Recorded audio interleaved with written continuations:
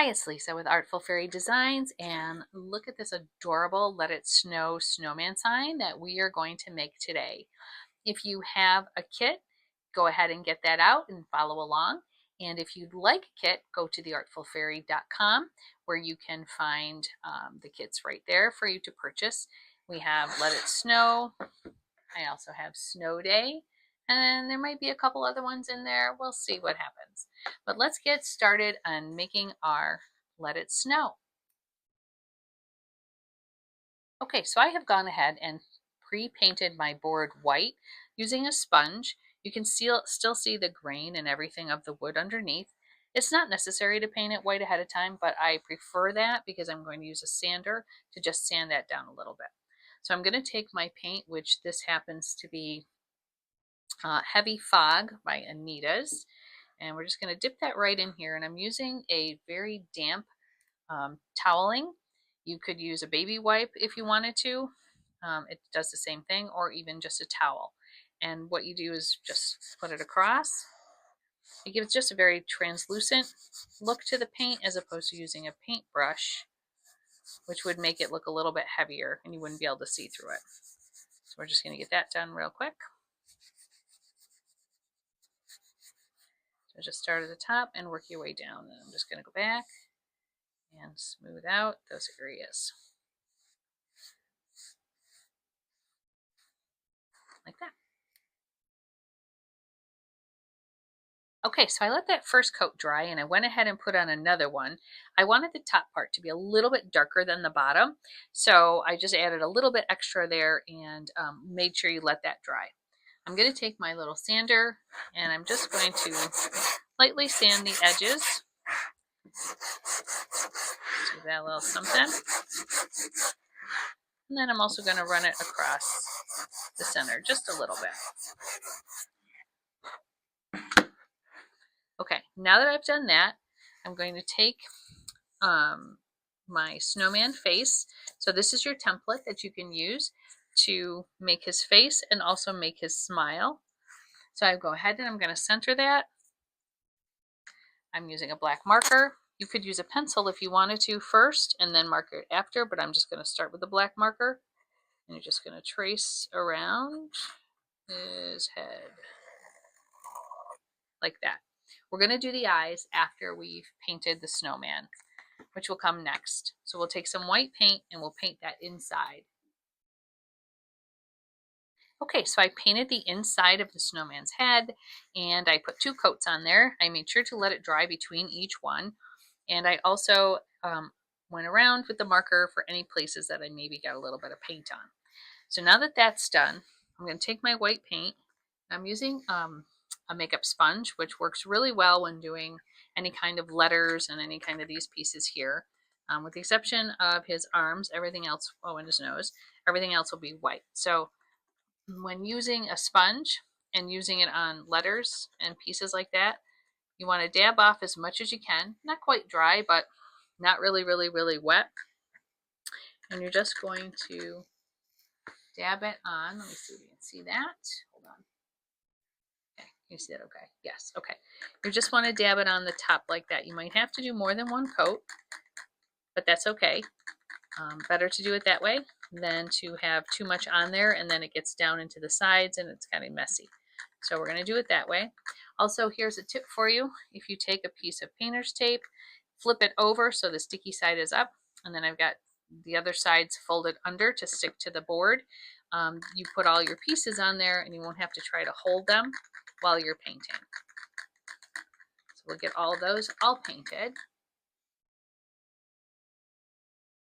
Okay, now that I've got all the pieces painted, I'm going to go ahead and we're going to put his face on the front of the snowman. So that's what this is for, your template. Go ahead and set that right over what you did. Make sure you hold it tight and use a pencil and go into the circles and just make your marks on there. Perfect. And then we'll go back with our marker and we'll go ahead and we'll go right over it. Once we have his mouth all set, we're going to go ahead and get some of these little snowflakes that are falling down, and we're going to put those on the back here. So you can two different ways, a couple different ways to do this. So there's a dotting tool that you can use, first putting in your paint and making dots that way. I also really prefer to just use like a marker. For me, it's a little bit easier, but I'll show you how to do both. So this one has a little small part and then it's got a bigger end. Just going to dip that right in the paint and make yourself a dot. If you really load it up, it helps so that you can continue on and go from one dot to the other. So this is the big side. Actually, this is coming out really well. Kind of like this. I like the big dots. When you dot, there is a kind of system to use. You want to try to spread them out as far as possible when you first start dotting. I usually do them in a 5 pattern. This we're going to add some other dots to it. So you want to not over dot.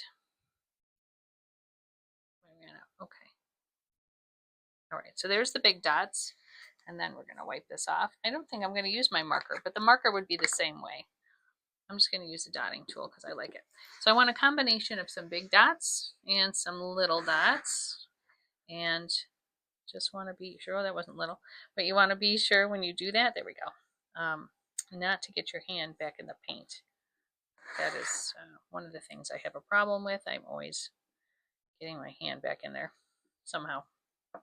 So a combination of little dots and big dots makes it look interesting. And you know, what snowflakes? There's no two snowflakes that are alike. So, okay. You can go crazy with dotting. So tell me to stop and I will. I think, do I need any more? Oh, I feel like I do. I feel like I do. Okay, one more right there. There we go. Okay, that's good. We've got enough snowflakes for right now. We're going to get that dry and we'll come back and do some more. Okay, so our dots are dry, and just a few tips about those. Because if you're using the dotting tool, or even the back of a paintbrush, when you go to put the drops on there, the dots, if you can kind of see, if you look up a little bit up close here, right? Because you had so much paint, you're going to have a little bit more. It's not flat unless you flatten them out. So when you go to dry them, be sure not to use a hair dryer like right away, because otherwise it'll blow that paint out and you'll have your dots will be all over the place. And also be sure everything is totally dry. Let it dry, you know, for a while if you need to, before you start doing anything else. Again, so you don't smush and smudge all those. Okay, so our snowflakes are done and our face is just about done. And now it's time to glue what we need to. All right, so I use a tacky glue. You could also use, like if you had a wood glue would work fine, or a super glue works fine too. I don't advise that you use a hot glue just because these pieces here don't sit well with a hot glue. They might get stuck, so, and it might be kind of wonky. So you want to make sure just a regular glue is fine. All right, so let's get those glued on. Before I glue them, I'm going to set them all on here so I know exactly where I want them to go. All right. It's good to kind of do that beforehand. Okay. His arms.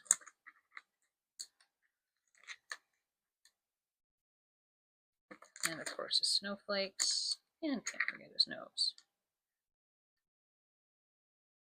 Yep, so you can place those any way you want to. Just place one up there, one there, one there. Okay, and let me get it glued. So I find that the best way to use glue, I take a toothpick, and this is Aleene's Tacky Glue. And I like the toothpick because it's very thin and very small, and it helps you to not over glue something and make it too messy. So that would be my advice, and you can always swipe it off as needed. Go ahead and put your piece down. And here he is, our cute Let It Snow snowman shelf sitter. He is ready for winter. He is ready to catch all those snowflakes, and he is ready to have a wonderful time in the snow and in the cold. If you have liked this project, please like and share, and don't forget to subscribe for more fun crafts that we'll be doing. And also, if you'd like to do this project at home, please visit theartfulfairy.com and you can purchase your kit to do at home. Thanks so much, and thanks for watching.